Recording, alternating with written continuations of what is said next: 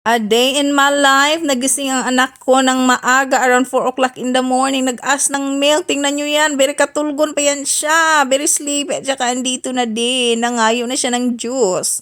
So, kailangan ko na talagang maggawa ng juice kasi pag hindi talaga, umiyak talaga yan siya kasi nasanay siyang mag-inom ng fresh juice niya. So, ganyan na po. Sinala-sala ko na yan kasi si daddy din, painumin natin si daddy ng juice para hindi niya malasahan yung mga karurot diyan, o di ba?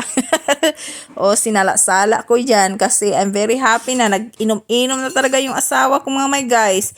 Tapos binalik ko naman diyan sa sa lagayan. Tapos nagkuha na ako ng bottle ng anak ko, kay lagyan ko na siya ng 10 ounce dyan. At tapos tinawag ko na siya, halika na dito, yung juice mo finish na. At saka tingnan mo yan mga my guys, ang lipay-lipay niya. Di ba? Tururot na mga nanak. Di ba? Saba.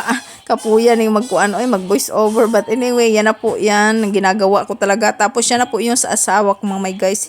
Hindi talaga yun kumain ng mga mga fruits. So, yan po yung ginagawa ko. Tapos, yan po yung juicer. 'Di ba? Ang dami-daming trabaho. Kailangan mo talagang mo talaga siya, i-disassemble mo talaga siya para linisin ng maayos. At saka yung anak ko kumanta. Tingnan nyo.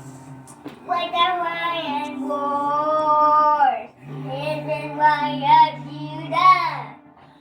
With the Ryan war. She dead.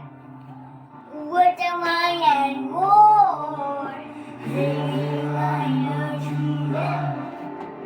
With the Ryan war.